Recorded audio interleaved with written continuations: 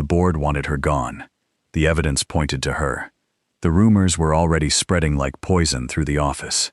Du Ha-Leon stared at his secretary's name on his phone screen, rehearsing the words in his head.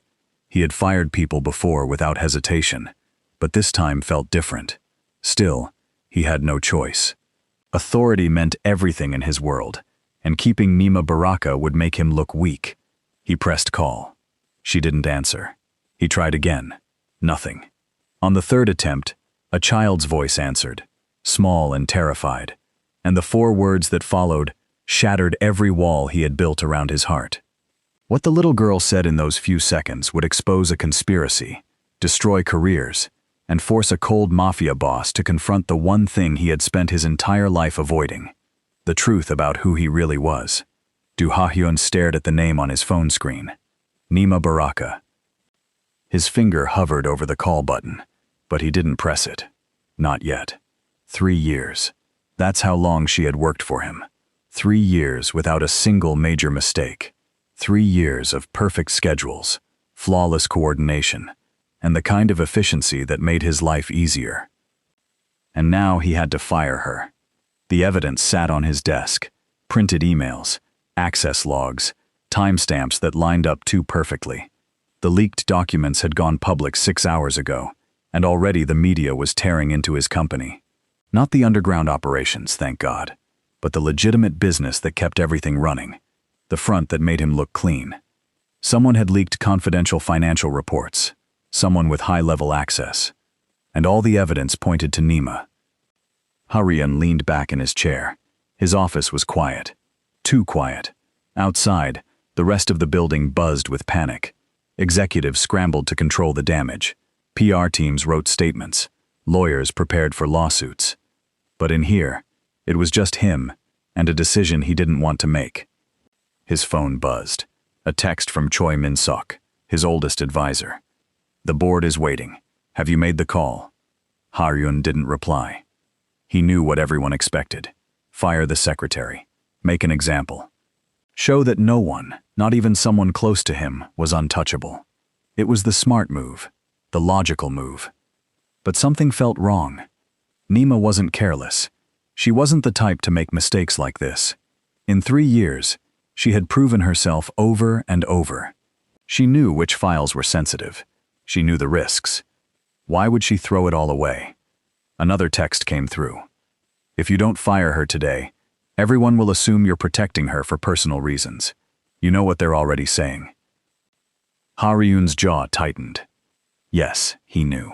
The whole office had been whispering for months, maybe longer.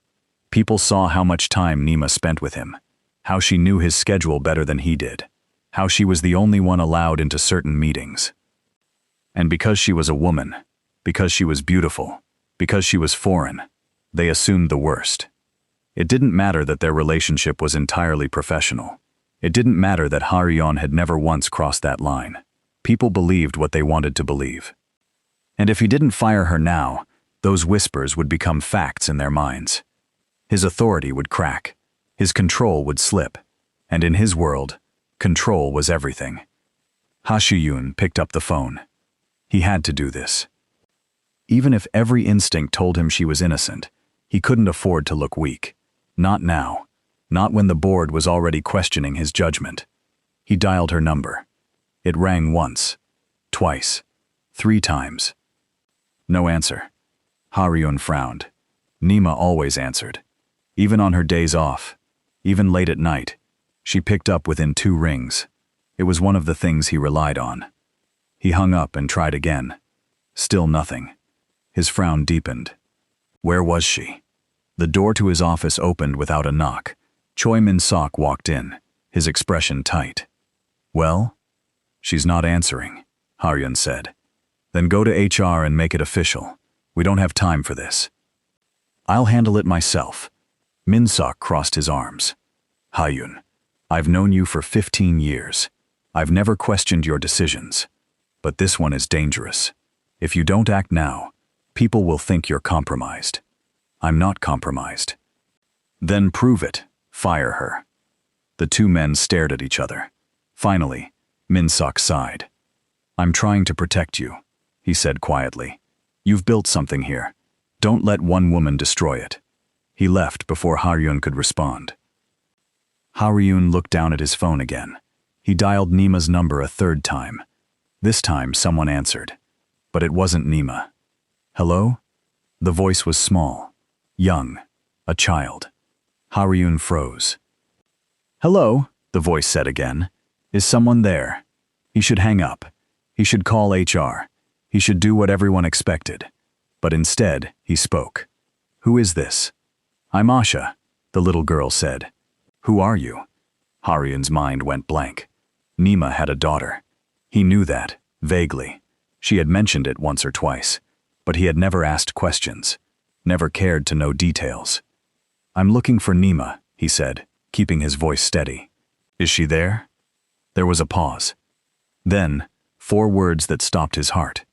Mommy can't wake up. Haryun stood so fast his chair rolled back and hit the wall. What do you mean she can't wake up? She's on the couch, Asha said. Her voice wobbled. I tried to wake her up for breakfast, but she won't open her eyes. I'm scared. Before you keep going with this story, if you're enjoying it so far, do me a favor. Hit that subscribe button. Trust me, you'll want to see how this plays out. Now let's get back to it. Listen to me carefully, Haryun said. His voice was calm, but his heart was racing. Is your mom breathing? I think so. Her chest is moving a little. Good. That's good. Where are you right now? At home. Where is home? What's your address? Asha recited it slowly, like she had been taught to memorize it. Haryun grabbed a pen and scribbled it down. Okay, Asha. I need you to stay calm. I'm coming right now. Don't try to move your mom. Just stay with her. Can you do that? Are you mommy's boss? The question caught him off guard. Yes, he said. She talks about you a lot. She says you're very smart, but you work too much. Haryun didn't know what to say to that. I'm coming, he repeated. Stay on the phone with me. He grabbed his jacket and headed for the door.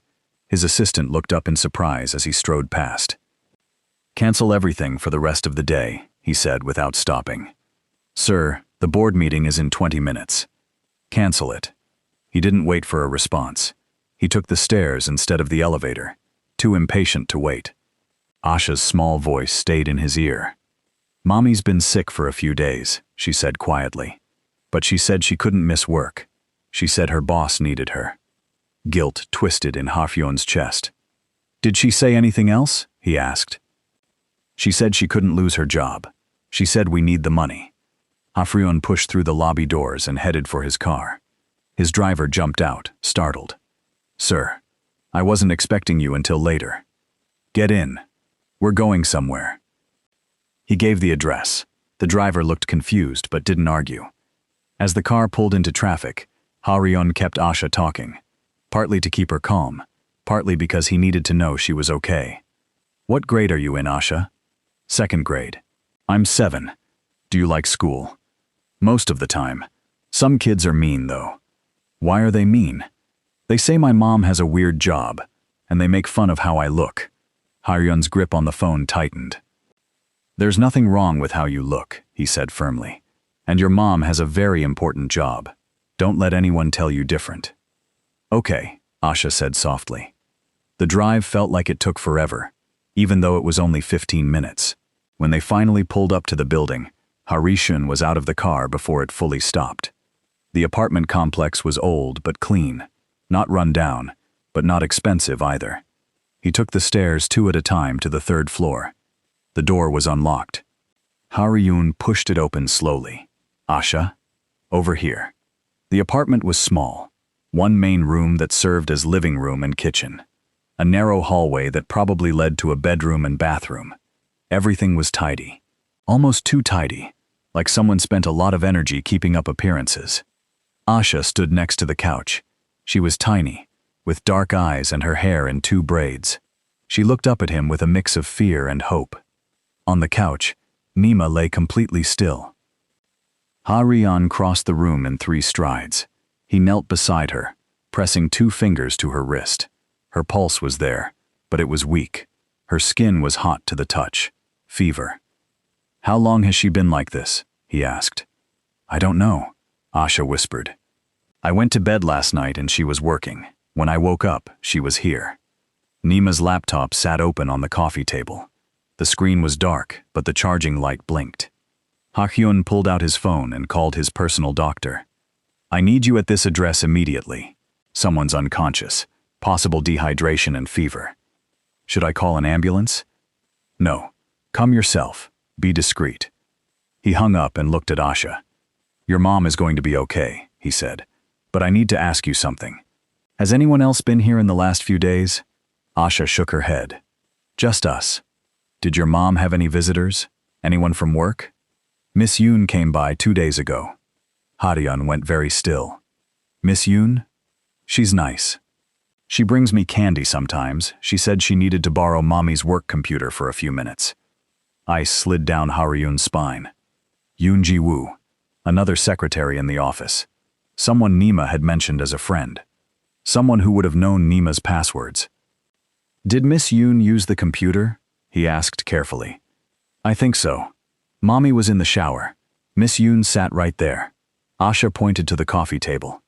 Ha-ryun looked at the laptop again, then at Nima's pale face. She hadn't leaked anything. She had been framed, and he had almost fired her without even asking questions. The shame hit him like a punch to the gut. He had been so focused on protecting his reputation that he nearly destroyed someone who had been nothing but loyal. The doctor arrived 20 minutes later. He examined Nima quickly, then set up an IV drip. Severe dehydration and exhaustion, he said. She's been pushing herself too hard for too long. Her body just gave out. She'll recover, but she needs rest. Real rest. Ha-ryun nodded. He watched as the doctor worked, feeling useless. Asha sat in a chair nearby, hugging a stuffed rabbit. She hadn't cried once, but her eyes were red. Are you hungry? Ha-ryun asked her. She nodded. He looked around the kitchen. There wasn't much. Some rice, eggs, vegetables that were starting to wilt. He wasn't a cook, but he could manage something simple. 10 minutes later, he set a plate of fried rice in front of Asha.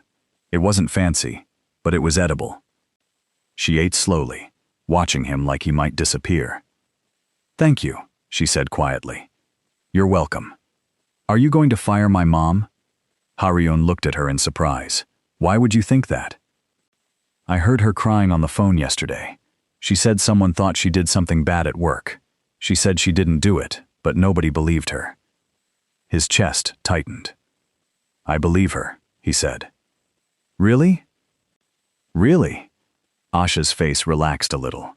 She took another bite of rice. You're nicer than I thought you'd be, she said. What did you think I'd be like? Mommy said you're very serious, and you don't smile much. But you made me food, so you can't be that mean. Despite everything, Ha-ryun almost smiled. The doctor finished and packed up his supplies. She should wake up in a few hours. Make sure she drinks plenty of water. And she needs to stay off work for at least a week. Understood.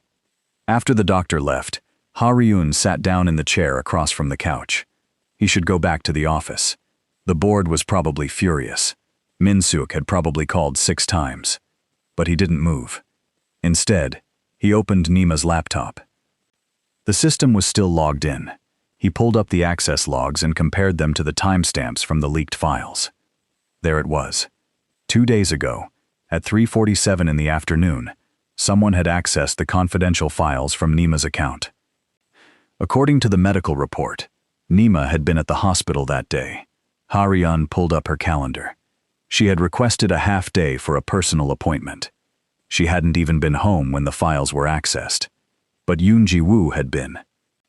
Ha-ryun sat back, his mind racing. This wasn't just about the leak. If Yoon had gone through the trouble of framing Nima, there had to be a bigger reason. What was she hiding? He opened the financial files Nima had flagged weeks ago. The ones she had mentioned in passing, saying something looked off.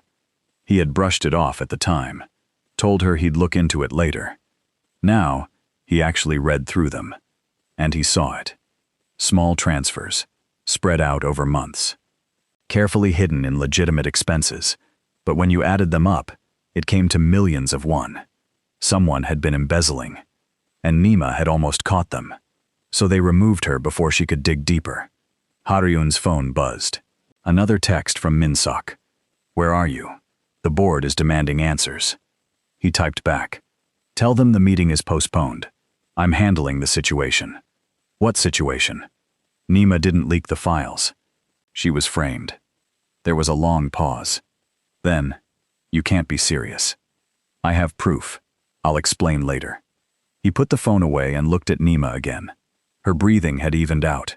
The color was coming back to her face. Asha had finished eating and was now curled up in the chair, half asleep. You should rest, Haryun said gently. What if Mommy wakes up and I'm not here? I'll be here. I'll wake you if she does. Asha hesitated, then nodded. Within minutes, she was asleep. Haryun sat in the quiet apartment, surrounded by pieces of a life he had never bothered to learn about. There were drawings on the fridge, Asha's artwork, bright and messy, a calendar on the wall, with shifts marked in different colors. Not just work shifts for the office, but other jobs too. Late-night translation work, weekend tutoring. Nima had been working 3 jobs, and he had never noticed. On the side table, there was a photo. Nima, younger and smiling, standing next to a man. They both looked happy. On the back, someone had written a date. 4 years ago. Haryun didn't know what had happened to the man. Nima never talked about her personal life. He had never asked. He was starting to realize how much he didn't know about the person who knew everything about him. His phone buzzed again. This time, it was an unknown number. He answered cautiously. Yes? Mr. Du, this is Yoon Ji-woo. Haryun's expression went cold. What do you want? I heard about the leak. I wanted to check if Nima is okay. I've been trying to call her, but she's not answering. She's unavailable right now. Oh, well, when you see her, can you tell her I'm thinking of her? I know this must be so hard. The false concern in her voice made his skin crawl. I'll let her know, he said evenly. Thank you. And Mr. Du, if there's anything I can do to help with the investigation, please let me know. Nima is my friend. I want to get to the bottom of this just as much as you do. I'm sure you do. He hung up before she could say anything else. So she was already checking, already trying to figure out if her plan had worked. Haryun pulled up his contacts and called his head of security. I need surveillance footage from the office. 2 days ago, between 3 and 5 in the afternoon. Focus on Yoon Ji-woo's movements. On it. Next, he called his tech expert. Someone outside the company. Someone he trusted. I'm sending you access logs and financial records. I need you to trace where the money went and who authorized the transfers. How fast do you need this? By tomorrow morning. I'll do my best. Haryun ended the call and leaned back. The board wanted him to fire Nima to save face. But if he did that, the real criminal would walk free. And worse, Nima would lose everything, while the person who framed her kept stealing. He couldn't let that happen. Not after hearing Asha's scared voice on the phone. Not after seeing how hard Nima had been working just to survive. Not after realizing he had almost become the person who destroyed her life without even asking if she was guilty. On the couch, Nima stirred slightly. Her eyes fluttered but didn't open. Haryun stood and checked the IV. Still half full. He adjusted the blanket the doctor had draped over her. She looked different like this. Vulnerable. Human. At work, she was always composed. Professional. Perfect. But here, in her tiny apartment with her sleeping daughter, and her 3 jobs and her unpaid bills stacked on the counter, she was just someone trying to survive.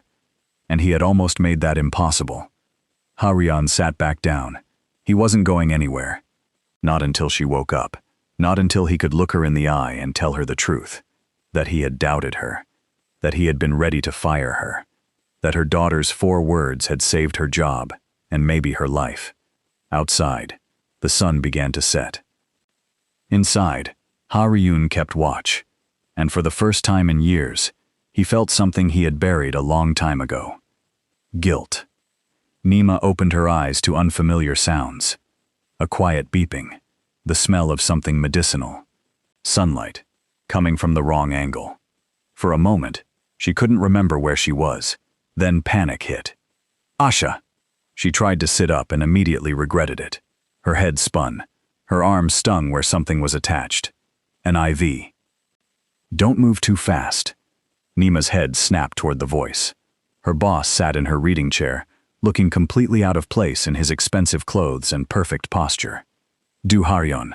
In her apartment. What are you doing here? The words came out hoarse. You collapsed. Your daughter called me. The memories came back in pieces. Working late, feeling dizzy, lying down for just a minute. Asha, where is she? Asleep in her room. She's fine. Nima tried to get up again. Haryon stood and moved closer, one hand out like he was ready to catch her if she fell. The doctor said you need to rest. You brought a doctor here? You needed one. I can't afford a private doctor. I didn't ask you to pay for it. Nima stared at him. Nothing about this made sense. Why was he here? Why was he helping? The last thing she remembered clearly was being called in for questioning about the leak. Everyone looking at her like she was a criminal. You should fire me, she said quietly. Ha Hyun's expression didn't change. Why would I do that? Because everyone thinks I leaked those files. Do you think you did? Of course not. Then we don't have a problem. Nima wanted to believe him, but she had seen the evidence they showed her. Her login, her access times, her account. The evidence says otherwise, she said. Evidence can be faked. You believe me? Haryon was quiet for a moment. When he spoke, his voice was careful. I'm looking into it.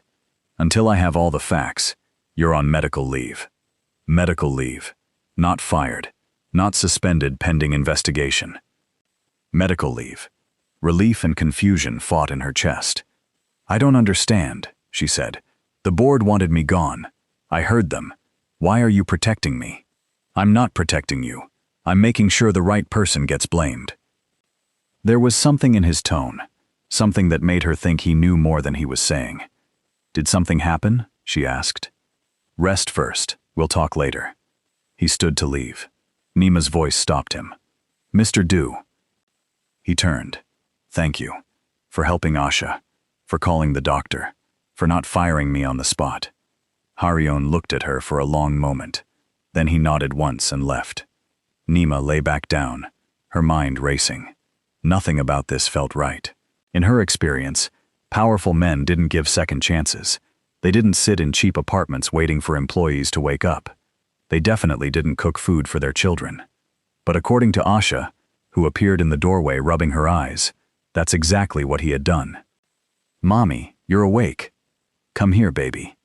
Asha climbed onto the couch carefully, avoiding the IV line. She buried her face in Nima's shoulder. I was so scared, she whispered. I know. I'm sorry. I'm so sorry. Mr. Du said you were just tired. He said you worked too hard. He was here a long time? All afternoon. He made me lunch, and he answered my homework questions. He's really smart, Mommy. Nima closed her eyes. The guilt was overwhelming. She had pushed herself too far. Put her daughter in a position where she had to call a stranger because her mother wouldn't wake up. I'll do better, she promised. I'll rest more. Mr. Du said you have to stay home for a whole week. A week without pay. Nima's chest tightened. She couldn't afford that. She had bills, rent, Asha's school fees. But what choice did she have? The next morning, Nima's phone started ringing. First, it was her coworker Minji. Is it true you're on medical leave? Yes. Everyone's talking about it. They're saying Mr. Du is covering for you because you two are involved. Nima's stomach dropped. That's not true. I'm just telling you what people are saying. Be careful, Nima. The call ended. 3 more came after. People she barely knew, suddenly concerned about her health, each one fishing for information, each one adding to the rumors. By noon, her phone buzzed with a news alert. Executive Secretary in document leak scandal, placed on leave amid affair rumors. Nima read the article twice. They didn't use her name, but they didn't have to. Anyone in the company would know who they meant. The article suggested that Do Ha-ryun was protecting his secretary for personal reasons, that the medical leave was a cover, that sources inside the company had confirmed inappropriate relationship. Nima wanted to throw her phone across the room. Instead, she called Haryan. He answered on the first ring. "Have you seen the news?" she asked. "Yes." "This is going to make everything worse. Let me handle it." "How? How do you handle this? They've already made up their minds." "Nima." His voice was firm. "Trust me, I'm working on it." "Why? Why are you doing this?" The line went quiet. For a moment, she thought he had hung up.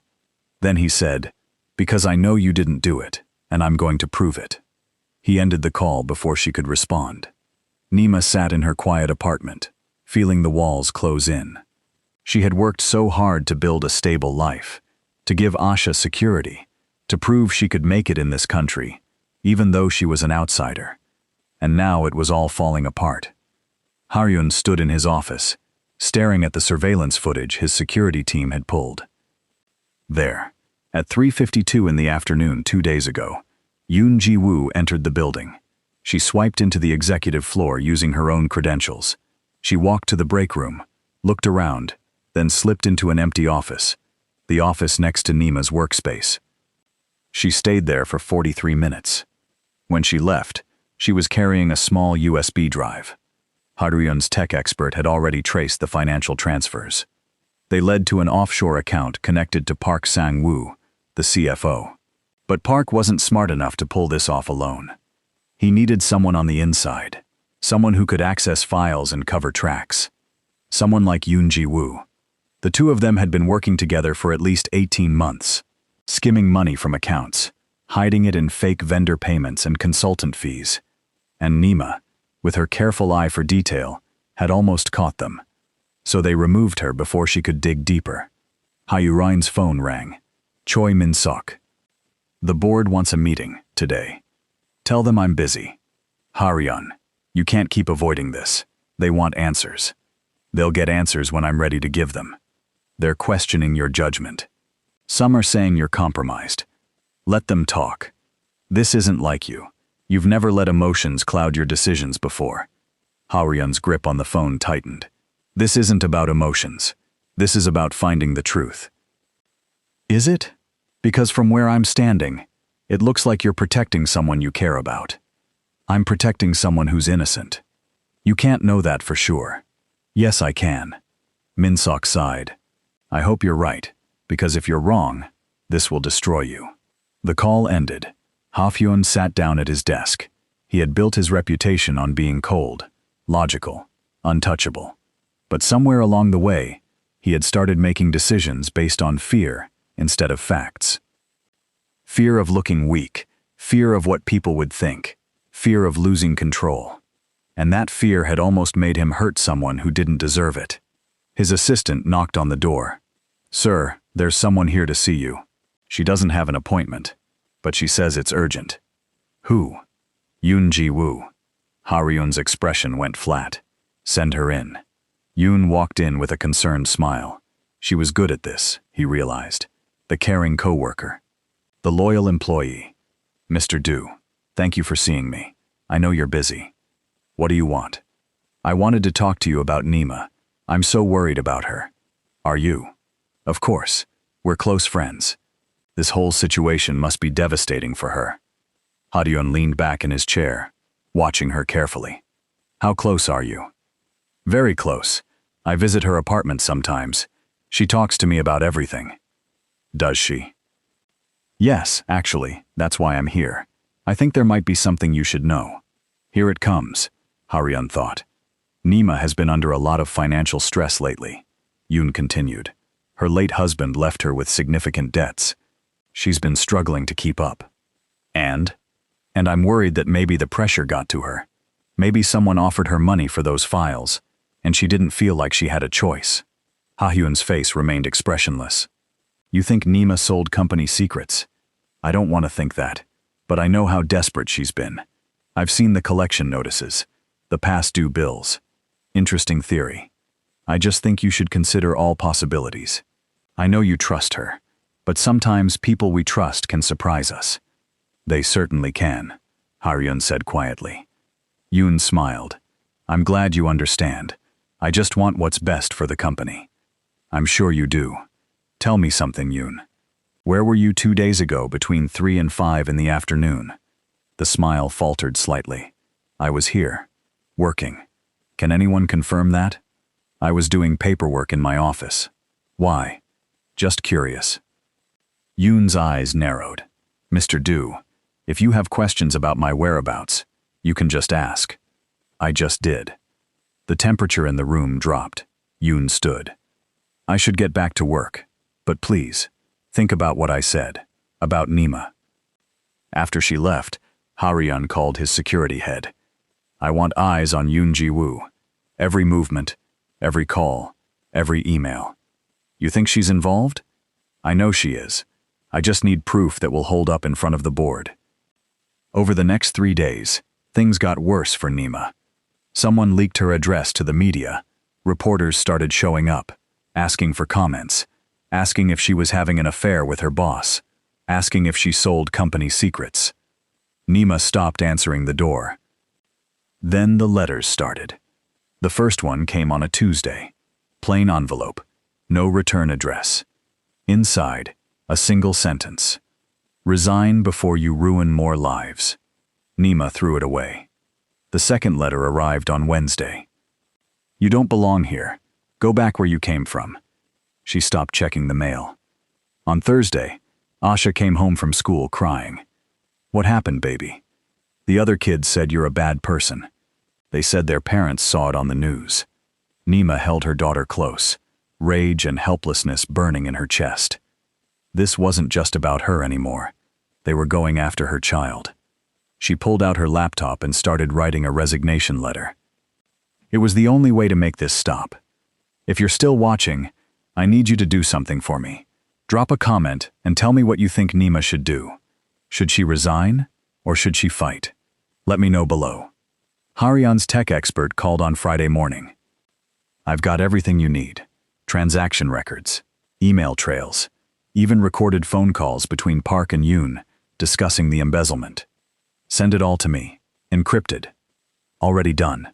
But Haryeon, there's something else. What?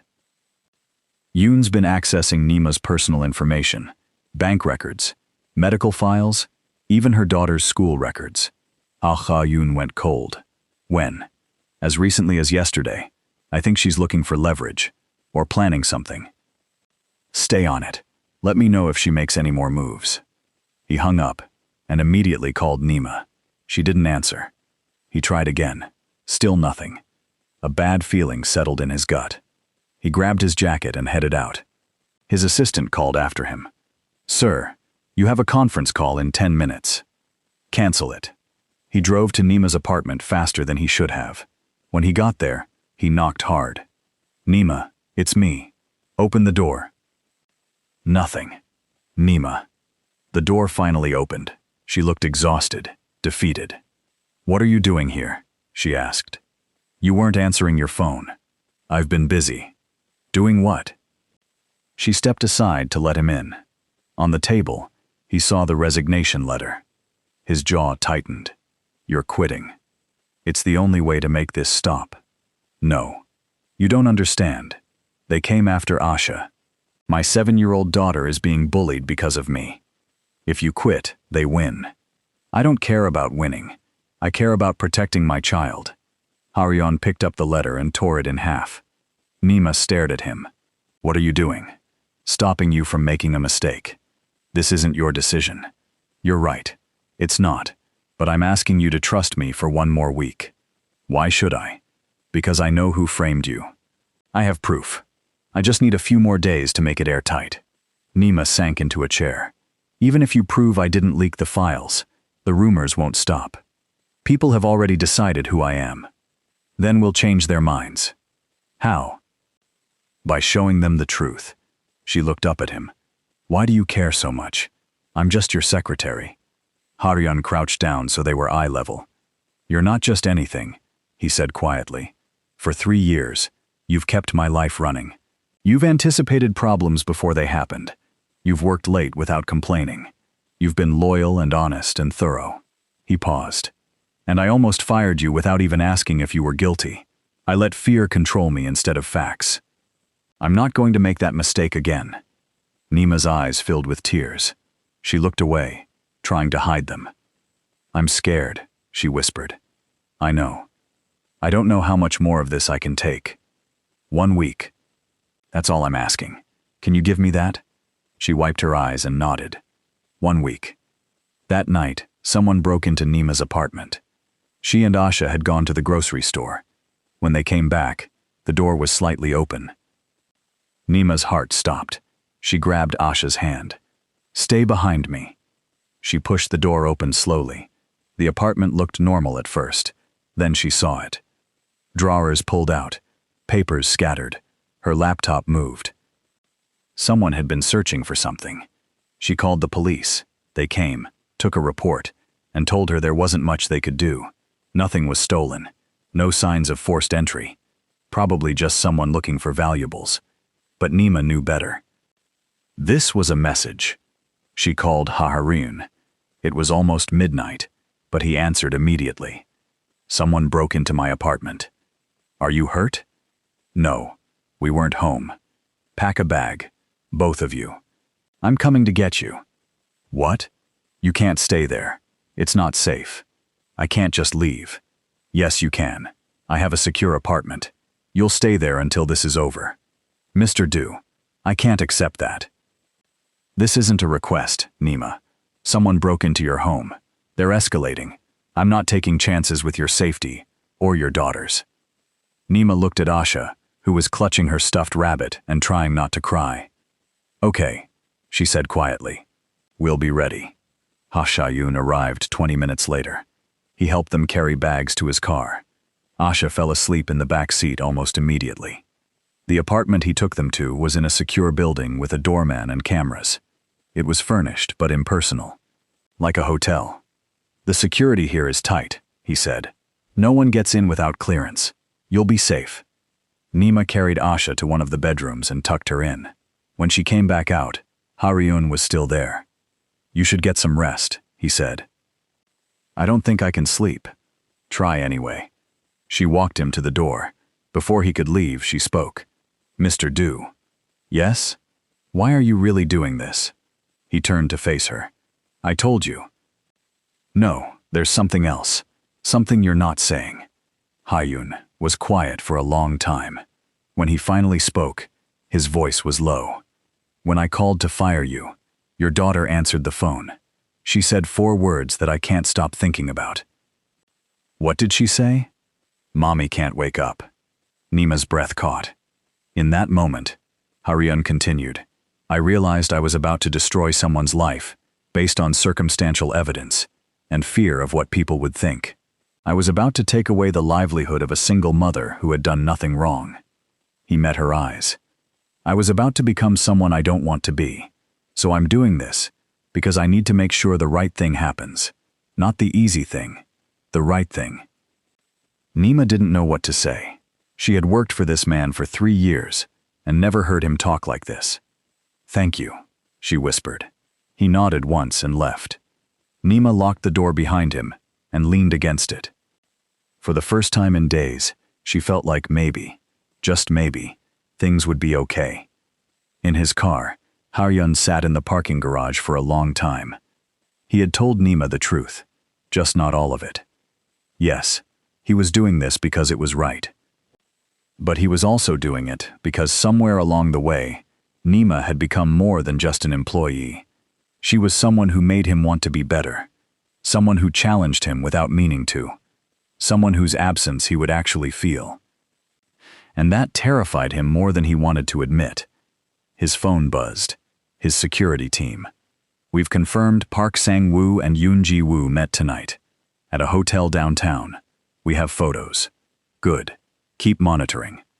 I want to know every move they make. There's one more thing.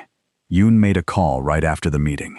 We couldn't hear the whole conversation, but we caught part of it. She said something about handling the Nima problem permanently. Ha-yoon's blood ran cold. Do not let her out of your sight. If she goes anywhere near Nima or her daughter, you stop her. Understood? Understood. He ended the call and gripped the steering wheel. They had already broken into Nima's apartment. What would they do next? He couldn't wait any longer. It was time to end this. Tomorrow, he would call a board meeting. He would present the evidence. He would expose Park and Yoon for what they were. And he would make sure everyone knew that Nima Baraka was innocent. But tonight, he would make sure she was safe. He pulled out his phone and sent a message to his most trusted security officer. Assign someone to watch the building where Nima is staying. 24-hour surveillance. No one gets close. The response came immediately. Already done. Haryun finally started the car and drove home. In the secure apartment, Nima checked on Asha one more time. Her daughter was sleeping peacefully, finally looking relaxed. Nima sat on the edge of the bed and ran a hand over Asha's braids. "I'm going to fix this," she whispered. "I promise." She didn't know how yet. But for the first time since this nightmare started, she had someone on her side. Someone who believed her. Someone who was willing to fight for her. And maybe, just maybe, that would be enough. Haryun didn't sleep that night. He spent hours going through every piece of evidence, every transaction record, every email, every surveillance photo. He organized it all into a presentation that even the most skeptical board member couldn't deny. By dawn, he was ready. He sent out a message to the entire board. Emergency meeting. 9 a.m. Attendance is mandatory. Then he called Choi Min-sok. "I'm presenting my findings today. About Nima, about the real criminals." There was a pause. "You're sure about this?" "Completely." "If you're wrong, they'll force you out. You know that, right?" "I'm not wrong." Another pause. Then Min-sok said quietly, "I hope you know what you're doing." "So do I." At 8:30, Haryun called Nima. "How are you this morning?" "Okay. Asha slept through the night. That's something." "Good. I need you to do something for me." "What?" "Come to the office at 9. There's a board meeting." Nima's voice went tight. "They're going to fire me officially, aren't they?" "No. They're going to learn the truth." Haryun. It was the first time she had used his first name. "What are you planning?" "Trust me. Can you do that?" She was quiet for a moment. "Yes." "Bring Asha with you. I'll have someone watch her in my office during the meeting." "Why?" "Because after today, I want you to be able to walk out of that building with your head up, and I want your daughter to see it." Nima's voice cracked slightly. "Okay." The boardroom was full when Haryun walked in. 12 executives, all watching him with varying degrees of suspicion and curiosity. Park Sang-woo sat near the head of the table, looking calm. Yoon Ji-woo wasn't there. She wasn't board level, but Ha-yoon had made sure she was waiting outside. He would need her later. "Thank you all for coming," Ha-yoon said. He didn't sit. Instead, he stood at the head of the table with a remote in his hand. "I know you're all wondering about the leaked documents, about Nima Baraka, about why I haven't fired her yet." A few executives shifted in their seats. "Some of you think I'm protecting her for personal reasons. Some think I'm compromised. Some think I've lost my judgment." Park Sang-woo leaned back in his chair, arms crossed. "Are you saying we're wrong?" "I'm saying you've been manipulated." Haryun clicked the remote. The screen behind him lit up with a timeline. 6 months ago, Nima flagged an irregularity in our financial reports. She brought it to my attention, and I told her I would look into it. I didn't. That was my mistake. He clicked again. Bank records appeared. 3 months ago, the irregularities increased. Small transfers to offshore accounts, fake vendor payments, consulting fees for companies that don't exist. The executives leaned forward, studying the screen. 2 months ago, Nima flagged it again. This time, she started digging on her own. She created a spreadsheet tracking every suspicious transaction. Another click. Nima's spreadsheet appeared, color-coded and detailed. She didn't bring it to me because she wanted to be sure. She didn't want to accuse anyone without proof. Ha Ryun looked directly at Park Sang-woo. But someone noticed she was digging, and that someone decided she needed to be removed before she found anything concrete. Park's expression didn't change, but his jaw tightened. 2 weeks ago, Yoon Ji-woo visited Nima's apartment. She borrowed Nima's laptop while Nima was in the shower. She installed remote access software. The surveillance footage appeared on screen. Yoon entering Nima's building. Time-stamped. Clear. 3 days ago, while Nima was unconscious from exhaustion in her apartment, someone used that remote access to log into her work account and leak confidential documents. More footage. Yoon at a coffee shop, laptop open, fingers flying across the keyboard. The leak was designed to do 2 things. First, cause enough chaos that any investigation into the financial irregularities would be delayed. Second, remove Nima from her position so she couldn't keep digging. Haryun clicked again. Email exchanges between Park and Yoon appeared, discussing the plan, discussing how much to leak, discussing what to do if Nima didn't get fired immediately. The room was completely silent. Over the past 18 months, Haryun continued, Park Sang-woo and Yoon Ji-woo have embezzled over 800 million won from this company. They hid it in fake expenses. They covered their tracks carefully. He looked around the table, but not carefully enough. Park stood up abruptly. This is insane. You're basing this on what? Some emails? Some footage of Yoon visiting a friend? I'm basing this on transaction records that trace directly back to accounts in your name. Phone records showing over 300 calls between you and Yoon in the past year, and a recorded conversation from 2 nights ago, where you both discussed what to do about the Nima problem. Haryun played the audio. Park's voice filled the room. We need to push harder. Make her quit before Haryun figures it out.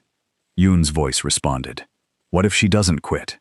Then we make her life so miserable she has no choice. Go after the kid if you have to. The room erupted. Executives talking over each other, demanding explanations, calling for security. Park's face had gone white. He looked around wildly, then made a move toward the door. 2 security guards stepped in front of it. Sit down, Haryun said quietly. Park sat. Haryun clicked the remote one last time. A final image appeared. All the stolen money, traced through multiple accounts, ending in one place. A property purchase, in Park's name. A luxury apartment in Gangnam. You got sloppy, Haryun said. You got comfortable. And you thought framing an immigrant single mother would be easy, because no one would defend her. He turned off the screen. You were wrong. The board voted immediately. Unanimous decision to terminate Park Sang-woo and Yoon Ji-woo. Criminal charges would be filed within the hour. As security escorted Park out, he glared at Haryun. You're making a mistake. Protecting her will ruin you.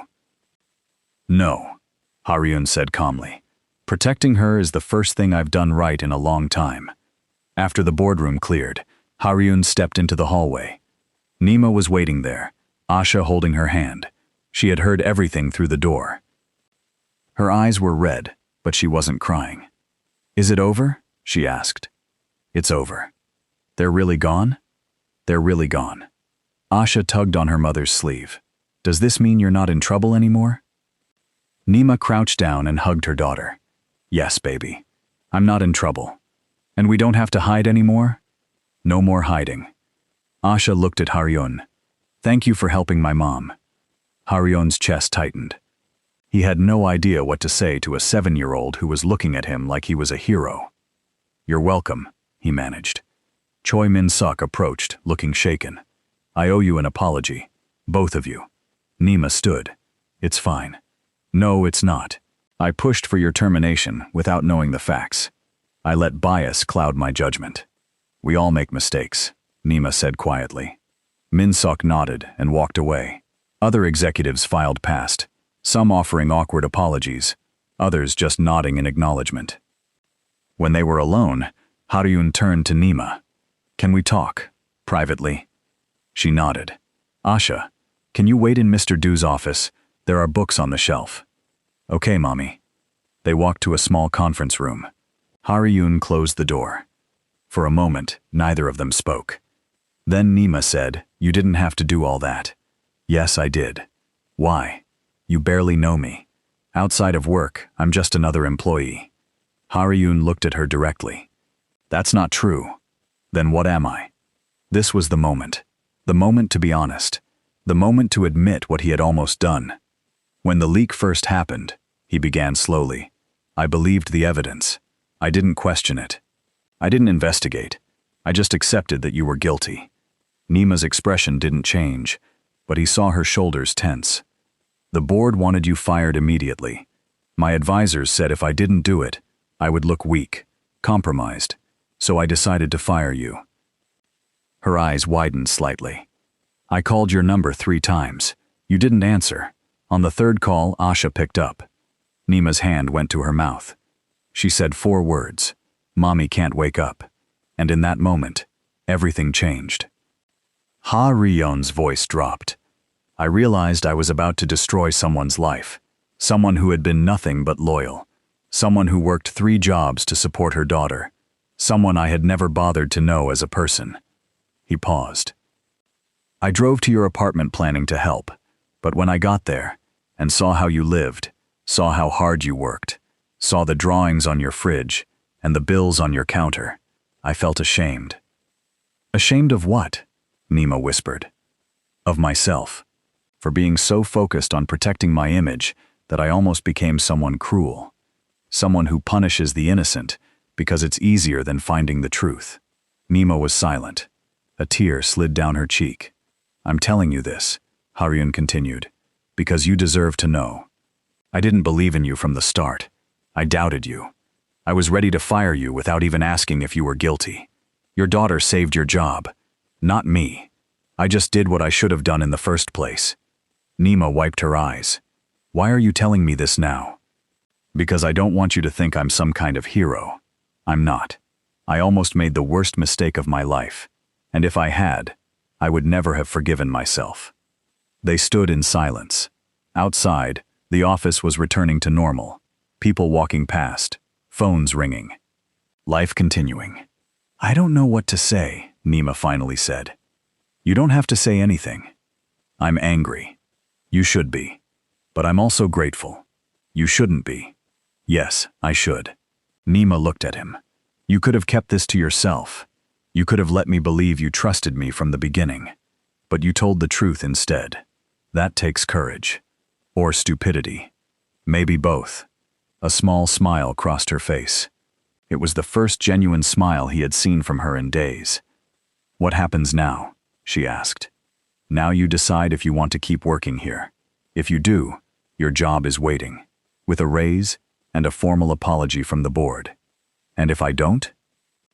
Then I'll write you the best recommendation letter anyone has ever seen, and you'll have no trouble finding another position. Nima considered this. Can I think about it?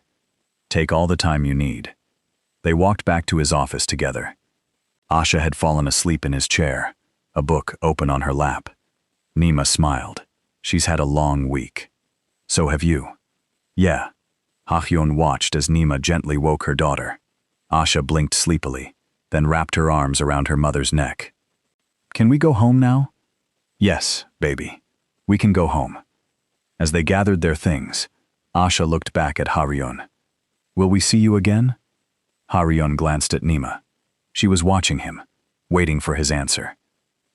I hope so, he said. 3 days later, Nima returned to work. The office was different. People who had gossiped before now went out of their way to be polite. The executives who had pushed for her firing now treated her with careful respect. It was uncomfortable in a new way, but it was better than being called a criminal. Ha-hyun was in a meeting when she arrived. His assistant greeted her warmly. It's good to have you back. Mr. Du left something for you at your desk. Nima walked to her workspace. On her desk sat a small potted plant and a note. Thank you for coming back. She touched the leaves gently. It was a peace lily, her favorite, though she had no idea how he knew that. Then she remembered. 8 months ago, she had mentioned it in passing during a conversation about office decorations. He had remembered. The day passed quickly. Nima fell back into her routine easily. Scheduling meetings, coordinating calls, managing Haryun's impossible calendar. It felt normal, comfortable. At 6 o'clock, most people had left. Nima was packing up when Haryun emerged from his office. Do you have a minute? Of course. They walked to the conference room again. It was becoming their space for difficult conversations. "How was your first day back?" he asked. "Weird, but okay. People treating you differently. Very differently. I'm not sure which is worse, the suspicion or the guilt. It'll fade. Give it time." Nima nodded. Then she said, "I've been thinking about what you said, about doubting me." Haryun tensed slightly. "I was angry at first, really angry, but then I realized something." "What?" "You changed your mind. Most people, once they decide something, they stick to it no matter what. They protect their ego over the truth. But you didn't. You heard my daughter's voice, and you changed everything." She looked at him. "That matters more than the doubt. The doubt was human. The change was character." Haryun didn't know what to say. He had spent the past week hating himself for almost ruining her life. But here she was, offering forgiveness he didn't think he deserved. "I don't know how to respond to that," he admitted. "You don't have to. I just wanted you to know." They sat in comfortable silence for a moment. Then Haryun said, "Can I ask you something?" "Yes." "Why did you come back? You could have taken my recommendation and found a job somewhere less complicated. Somewhere, without all this history." Nima thought about it. "Honestly? Because for the first time, I feel like my boss actually sees me, not just as a secretary or an employee, but as a person." She smiled slightly. "Plus, Asha really likes you. She asked if you could come to dinner sometime." Haryun blinked. "Dinner? You don't have to. I know it's probably inappropriate to invite your boss to dinner." "No, I'd like that, if you're comfortable with it." "Really? Really?" Before we wrap this up, I need to ask you something. Have you subscribed yet? If this story gave you all the feels, hit that button. You won't regret it. Now let's finish this. 2 weeks later, Haryun stood outside Nima's apartment, holding a bag of groceries. He had offered to bring dinner. Nima had laughed and said he didn't need to cook. They could order something. But he wanted to contribute. So here he was, feeling more nervous than he had in years. Asha answered the door. "Mr. Du, you came." "I said I would. Mommy's still getting ready. She's been changing clothes for an hour." "Asha." Nima's voice came from the bedroom. "Don't tell him that." Haryun smiled. It was the first time he had seen this side of their life. The teasing. The normalcy. He set the groceries on the counter. "I brought ingredients for jjigae, if that's okay." Nima emerged from the bedroom, looking flustered. "You really didn't have to cook." "I wanted to." Asha climbed onto a stool to watch. "Can I help?" "Of course." For the next hour, Haryun taught a 7-year-old how to prepare vegetables, while Nima watched with a mix of amusement and wonder. "You're surprisingly good with kids," she said. "I'm really not. Asha's just very patient." "I am patient," Asha agreed seriously. "Mommy says it's my best quality." They ate dinner together at the small table. Asha told stories about school. Nima talked about her plans to finally pay off the last of her husband's debts. Haryun mostly listened, content to be part of this small, warm moment. After dinner, Asha showed him her drawings.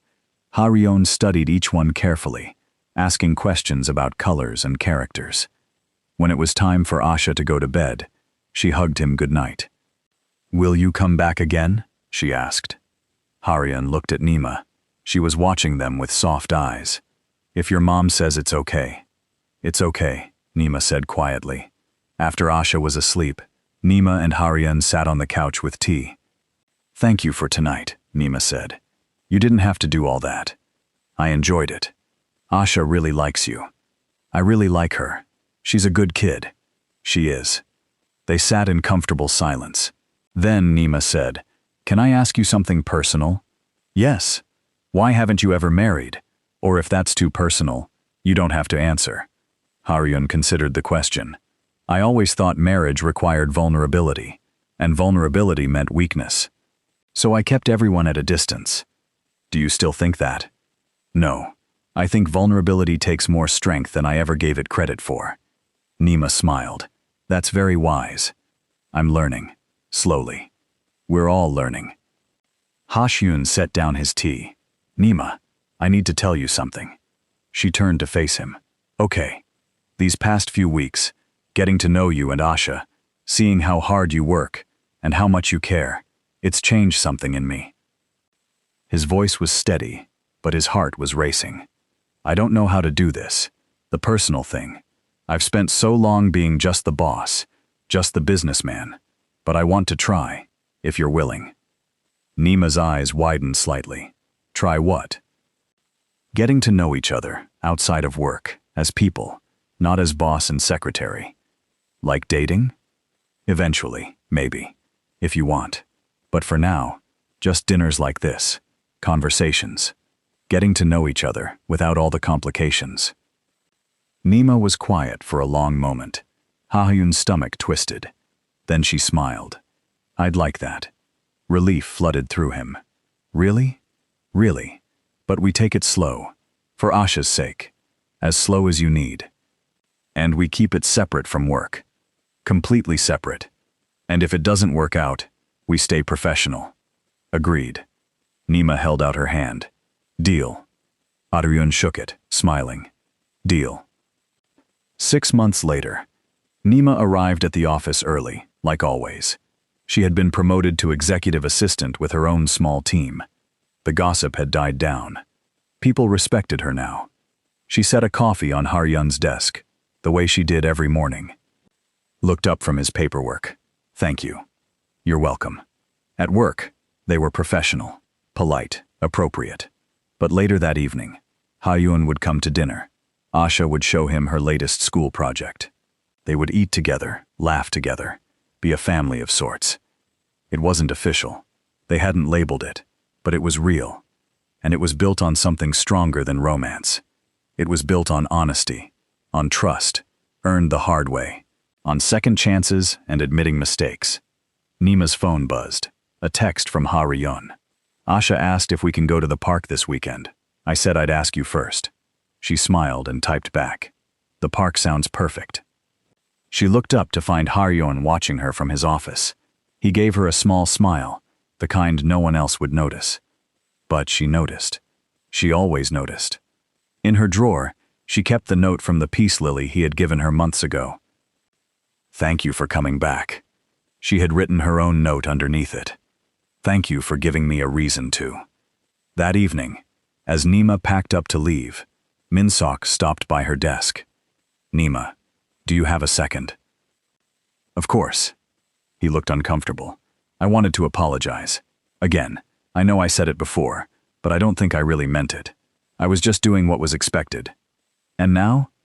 Now I mean it. I was wrong about you. And I'm sorry I didn't fight harder for the truth.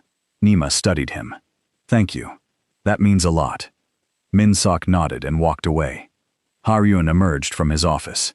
Ready to go? Ready. They walked to the elevator together.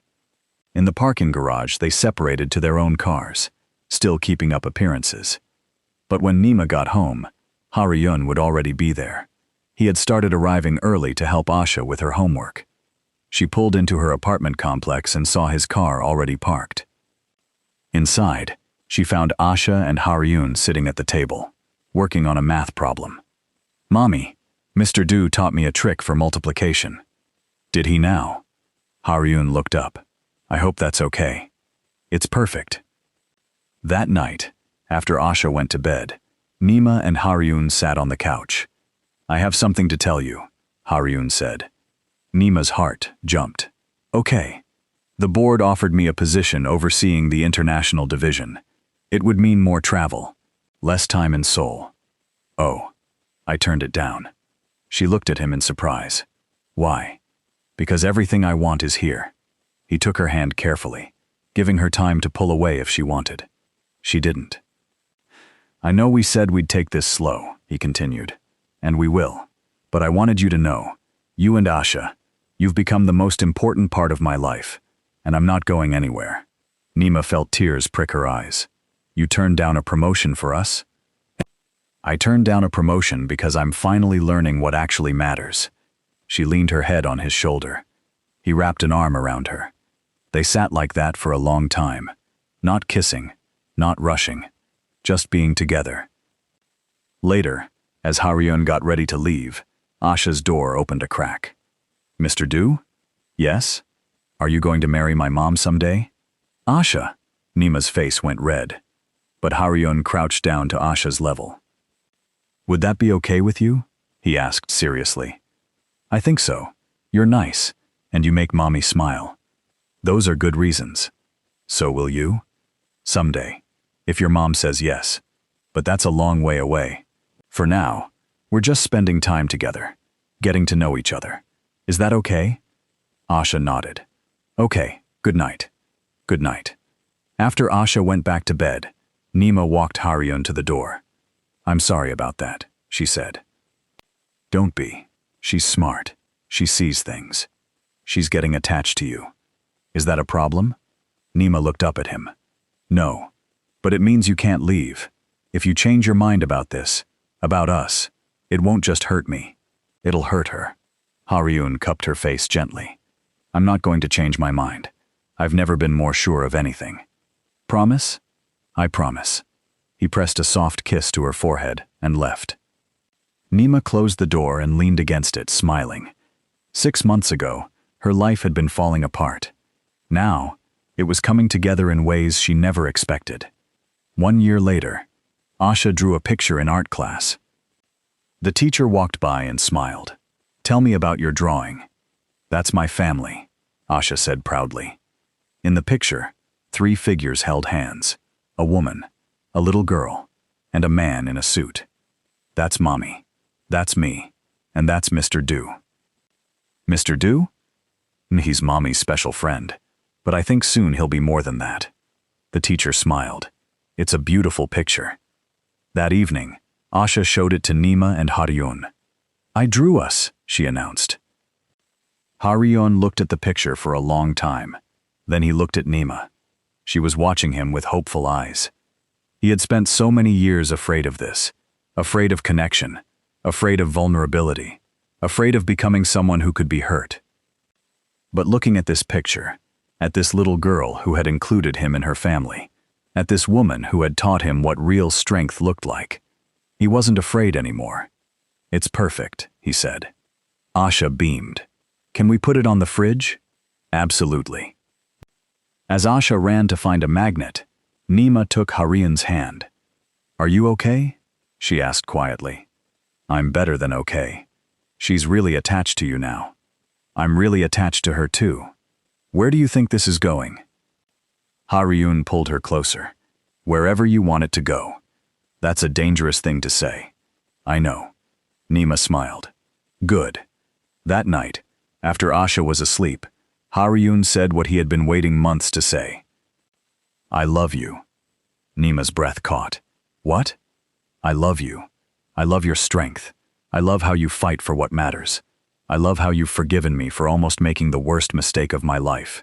I love being part of your world. Tears filled her eyes. I love you too, she whispered. They kissed, soft and sweet and full of promise. When they pulled apart, Haryun said, I know it's too soon, but eventually, when you're ready, I want forever with you. Forever. You and Asha. A real family. Not just dinners and park visits. Everything. Nima smiled through her tears. Ask me again in 6 months. I will. And I'll probably say yes. Probably. Definitely. They both laughed. Outside, the city lights glittered. Inside, 3 people who had found each other in the most unexpected way were building something real. Something that started with 4 words from a scared little girl. Something that grew because one man chose truth over image. Something that proved second chances were worth taking. And somewhere in the universe, those 4 words still echoed. Mommy can't wake up. The words that changed everything. The words that saved a life. The words that brought a broken family back together. The words that taught a powerful man what actually mattered. In the end, it wasn't about the scandal or the betrayal or the corporate drama. It was about a man who learned to be vulnerable, a woman who learned to trust again, and a little girl who saw the best in everyone. It was about family, the kind you choose, the kind you fight for, the kind worth everything. If you made it all the way to the end, thank you for sticking with this story. If it touched your heart, do me one last favor. Subscribe, share this with someone who needs to hear it, and drop a comment telling me what moment hit you the hardest. I'll see you in the next one.